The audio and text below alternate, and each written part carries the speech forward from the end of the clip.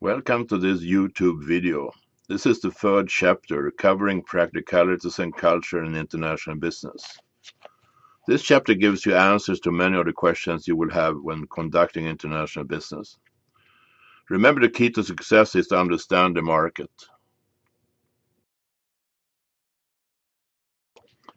Those are 5 keys to consider to become successful. I will give you some of the examples in the video, but there are many more. You find many more details in the book. Communications. You are the foreigner.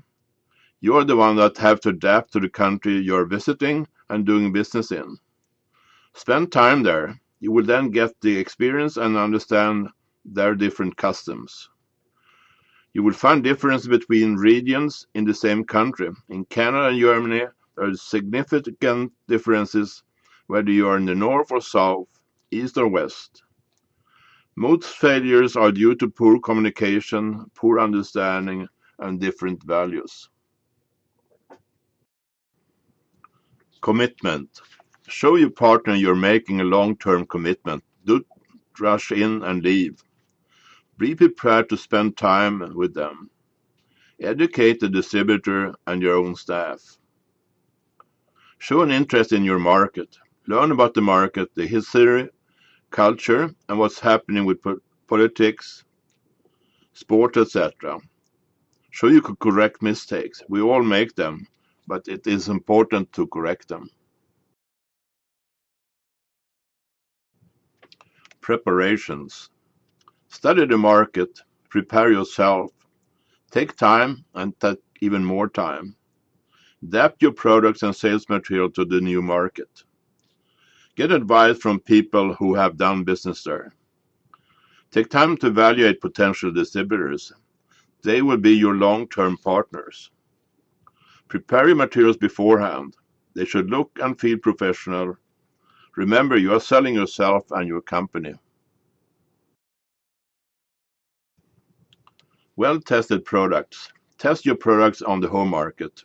If possible, do product testing in the new market and adapt as required. Latin America is too far away from when you have to make adjustment if you are a European company. Relationships. Your relationship with people in the market, distributors and customers are very important. You build that relationship with good communications, strong commitment, learning about the new market, and properly testing products and services in advance. You have to be flexible to maintain those relationships. The market is global, and there are many regional, religious, and geographical influences. To be successful, you have to learn and adapt. Make sure you understand the cultural differences, even within a country. There are many practicalities to take into consideration. Prepare yourself in advance for each trip. List what you want to achieve. Know where the meetings are. Plan to stay longer, don't rush. You need a visa, vaccination, proof that you require the prescriptions you are carrying. Bring plenty of business cards in the language and with a title appropriate for that country. Those are only some of the activities to be completed before you travel. See more details in the book. Before you leave home, learn about gift giving in the country. What kind of gifts are appropriate? Who would you give the gift to? Should it be wrapped? Are they supposed to open it in your presence? Is it appropriate to give a gift to a businesswoman? Learn if possible the local language, at least some sentences like good morning, thanks, etc. It shows your interest in the country. Learn to read their body language. Is the communication style formal or non-formal? Do your product and sales material fit the country's need? Direct eye contact is not polite in Japan and Korea, seen as intrusive in China. In some countries, strong eye contact is necessary. You need to understand what is appropriate locally. You do not want to cause offense. You have to be sensitive to religion to understand how to treat clients.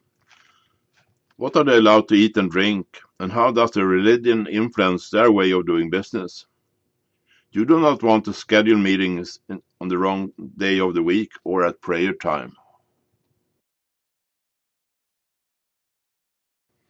Learn how to greet people appropriately.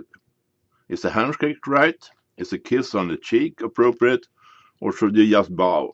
In some countries, a man greeting a woman with a touch is not permitted. What is bribing? Different forms of bribing are very common around the world. When is a bribe a bribe? What does your country law state? And what is the local practice? How should you act? Know before you go. Here's a sample map of where bribing is common. The darker red shows where more bribes are common. Learn from someone experienced how to deal with this subject. Visit Transparency International's website, transparency.org, for information about each country. Be prepared. There are so many practical things you have to consider when conducting international business, like coming on time for an appointment, how to entertain, titles, first or last name, and how to address, etc. However, there are many more you need to consider. You find them detailed in the book. I have given you some samples from the chapter Practicalities and Culture in International Business. If you don't have the book yet, visit our website, exportpro.com, click Look Inside. You will see the full introduction to the book, reading instructions, table of contents, and the first page of each chapter.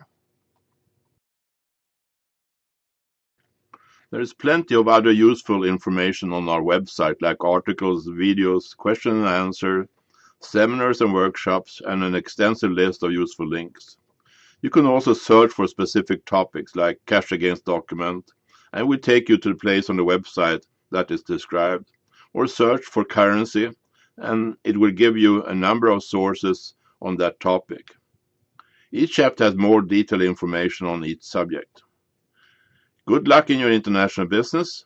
Please remember, international business is not only export, but two-way trade, including importing, joint venture, licensing, and much more.